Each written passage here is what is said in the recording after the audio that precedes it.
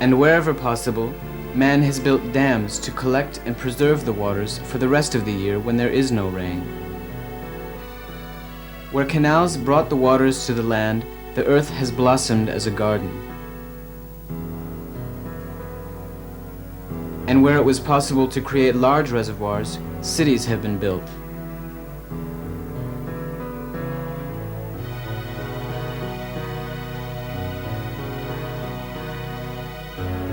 Recently, an ancient dream of the people of Rajasthan has come true. An immense canal has been built, bringing the Himalayan waters to the heart of the desert. An achievement which required the labor of an entire generation of independent India.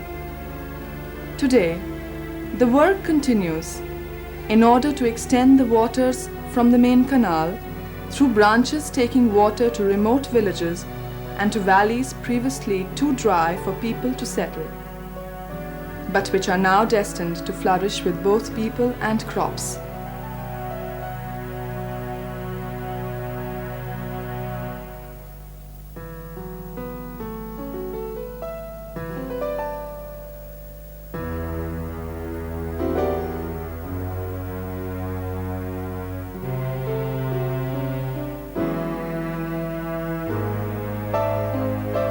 Here in Rajasthan, simple solutions accompanied by strong commitments have been able to create something that would have been a challenge even for more developed countries. Along with the constant patience of the farmers of rural India, the workers of the canal are removing mountains of sand, basket by basket, forming the bed of the canal by adding stone to stone. And slowly, the water from the faraway Himalayas is reaching the most remote areas of the Thar Desert to maintain a promise of resurrection for this land.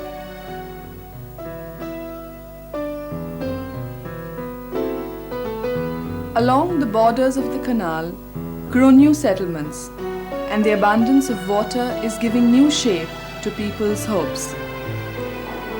In the shade of these newly grown trees, people who were once confined to nomadic life, searching for meager pastures for their herds, or people who were forced to work for petty wages as daily laborers, can finally realize their dreams of a secure life.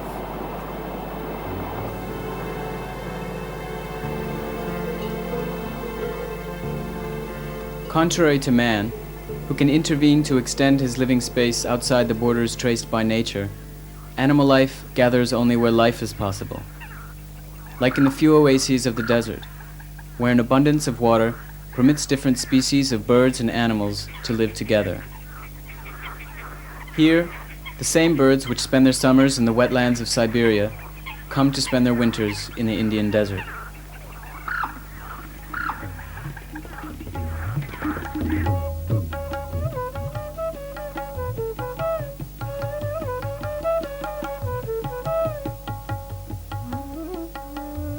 For a period of 5 months, these birds share their environment with the wild and rare species of animals protected by the vastness of these lands. But the prospective colonizing of Rajasthan may not be accompanied by a sense of respect for the animal life that survives here. And as all over the world, the wildlife here may become another innocent victim of man's prosperity.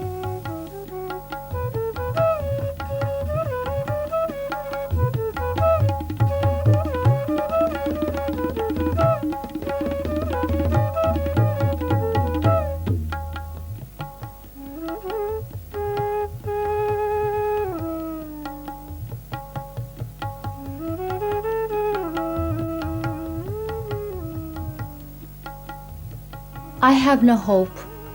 Look at these trophies. Look how man is capable of treating nature. This is not killing for sustaining life. It's not even killing for gaining land. I feel as if there is a violence in man which never ends.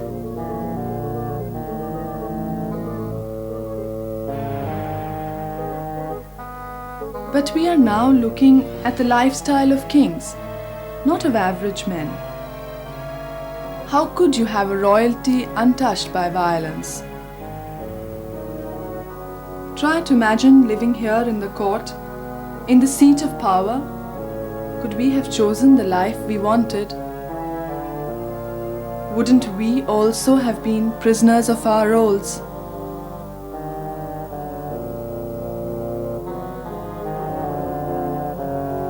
Could we have chosen for us a life of peace?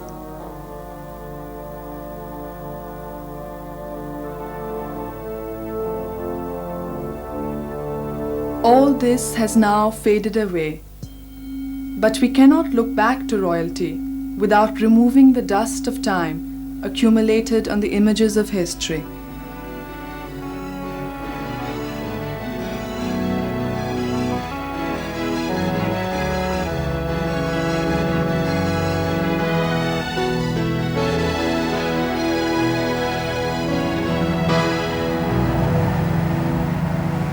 We are unhappy with our society.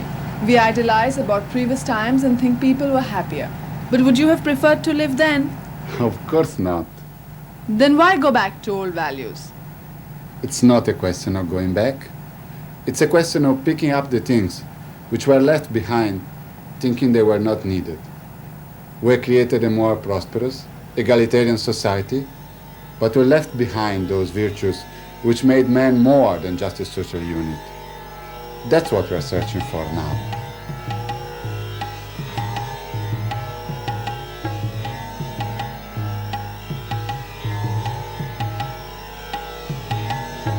It's true.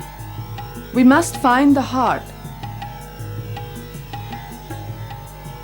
Looking at the history of this land, at its kings, at its battles, we have to look beyond the chronicles of events which have formed the political and military battlefield of Rajasthan, and try to penetrate the culture of nobility, which has made the Rajputs the legendary lords of these people.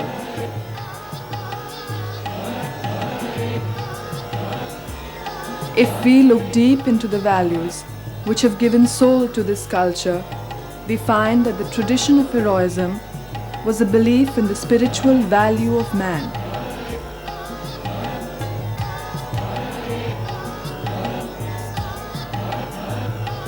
While different from the modern values of our democratic philosophies, it was still a search for a way to assert human dignity.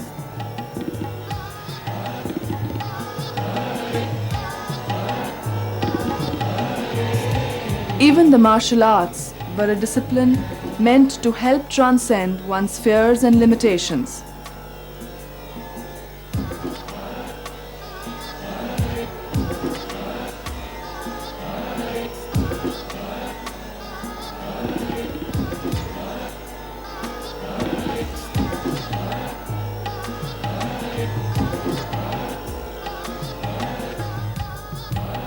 Here, in the life of the fort, more important than the business of politics was the business of those who felt responsible to keep society within the order of religious values and the canons of tradition. Here, the kings did not rule in the name of their personal power, but under the guide of a religious responsibility.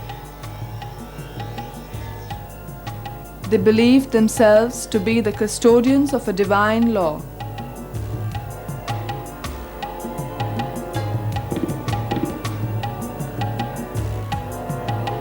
The thread which united the kings and people wasn't just a thread of domination and subjugation. We shouldn't be confused by the models we have today in an egalitarian society. Theirs was a time in which everybody had their place, a duty established by birth, a location in society determined by one's caste.